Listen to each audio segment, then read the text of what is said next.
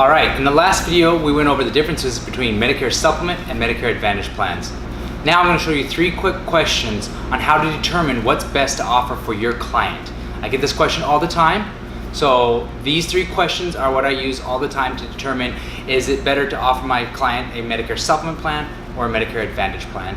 First question is, do you have some type of special election period? Meaning, do you receive any type of government assistance? Do you receive Medicaid? Or do you receive anything else through Social Security, such as their low income subsidy program or their extra help for prescription drugs? An easy way to identify if somebody receives any type of government assistance is simply asking them, how much do you pay for your prescription cost? If they say anywhere between $0 and $8 per prescription, that should be a red flag that they receive some type of government assistance. The second question I always ask is, what kind of doctors do you see? Who are your doctors and your specialists? We really need to narrow down and find out, do their doctors accept an HMO plan? Do they accept PPOs or HMOs or PFFS plans? And also, are they strictly just for supplements? There are many clinics and facilities that only accept Medicare supplement plans. Here in Arizona, for example, the Mayo Clinic, who does a lot of research for cancer, only accepts Medicare supplement plans. They do not accept any type of Medicare Advantage or HMO. So it's very important that if you have a client with those type of concerns, you want to make sure that you get them on the right plan. Now, so once they've answered the question on do they have any type of special election period, or are they on Medicaid or LIS, if an individual is on Medicaid, you automatically know that you're not going to put them on a Medicare supplement plan. Why? Because the cost is too expensive. On average, that individual only makes about $1,000 a month for their Social Security disability income.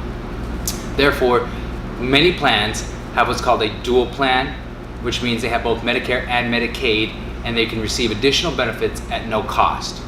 Somebody who has extra help or LIS through Social Security will receive a Medicare Advantage prescription drug plan. Again, they are all based off of their income. At that point, an individual with those type of income limits for Medicaid, again, is $1,000 a month. The income requirements for low income subsidies / extra help for Social Security is $1,500 a month for an individual. These people cannot afford a Medicare supplement and should not be put onto one. When it comes to Medicare supplements and Medicare Advantage plans, we need to look at the true costs of what they are. So let's take a look at the true cost to consider. First, we got to remember that every single person who has Medicare does have to pay for their Part B premium. This is very important to know. Every person, regardless if they receive a Medicare supplement or Medicare Advantage plan at 0 premium, will continue to pay their Part B premium. Now, individuals with higher income, so those individuals who are higher income earners prior to receiving Medicare, will pay more for their Part B. Accompanied is a document that will break down the different costs, but that individual could go ahead and pay up to $428 in the year 2017 for their Part B premium. Moving on to supplements, the true cost of a supplement. You got to remember their Part B premium, when we start adding everything together, is considered part of their health insurance cost. The government will go ahead and take that out of their Social Security before they even see it hit their bank.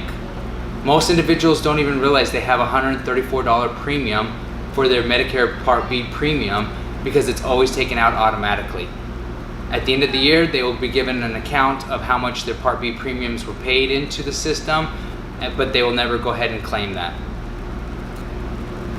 In the year 2017, the Part B premium is currently at $134 a month.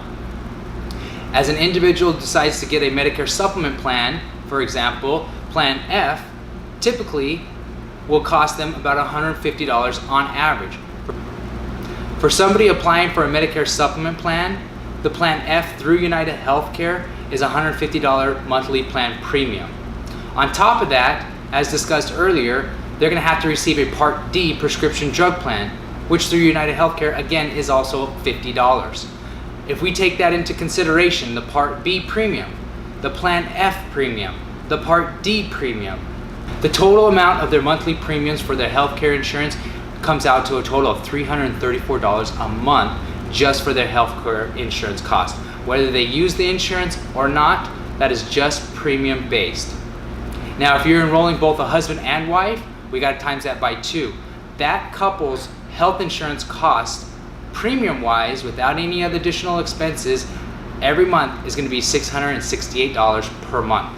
You have to figure out if that's going to fit financially into their budget every single month. Moving on to Medicare Advantage prescription drug cost. The cost that associated with that again is going to be the Part B premium of $134. Most Medicare Advantage plans are going to be at 0 premium. That means that individual does not have a monthly plan premium associated with their plan, or it could be at a very low cost premium per month. Typically, most Medicare Advantage plans are going to be 0 premium, and it is going to include the Part D plan at 0 cost. So in this scenario, each individual only pays $134 for their Part B plan versus $334 for their supplement and prescription drug plan. There's a little math for you to do. Depending on your clients, you're going to have to do what's best for them. There are a couple of easy ways to help out individuals decide on what they want, and that is by asking those 3 questions, and additional to that, squash a couple of the common myths out there. One very common myth that a lot of people have are that only wealthy clients buy Medicare supplement plans. That's not true. Most individuals like to save money in their retirement years. They want to spend time with their family. They want to go on vacation. They want to have a good life in their retirement years. They worked hard. They don't want to waste their money. And if they are relatively healthy and they feel that they do not need to go to the doctor or receive any type of prescriptions, they do not want to pay a lot for their health insurance costs.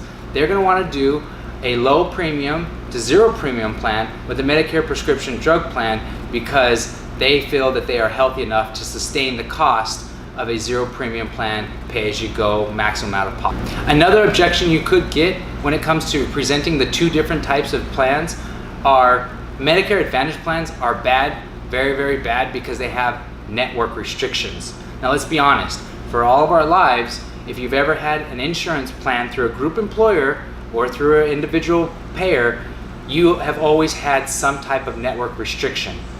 So what's going to happen at that point is once people get onto Medicare, they are going to assume that HMOs are bad. Honestly, we've all been on some type of health insurance plan, whether it's an HMO or a PPO, that has certain restrictions.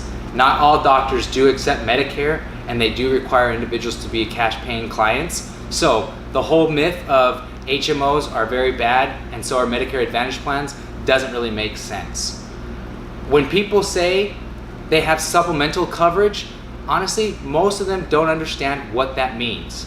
That's going to be your last objection. When somebody says, I've got it covered, I have supplemental coverage. What does that mean? They don't understand that there is actually an option called Medicare supplements. They don't understand that there's another option called Medicare Advantage prescription drug plans. So when they say Medicare supplement insurance and they're already covered, you got to really ask some of these questions. How much are you currently paying? When they start talking about their Medicare premiums every month and they're paying high cost, you can automatically assume that they have a Medicare supplement plan. While other clients may mention that they have certain Medicare Advantage copays or additional benefits such as dental or vision, then you can assume that that individual is on a Medicare Advantage prescription drug plan. And when they refer to supplemental coverage, that's what they're referring to. So please refer back to our other video and the distinctions between Medicare Advantage and supplement plans so you get a better understanding of what these 2 plans entail and how to go about representing them to your clients.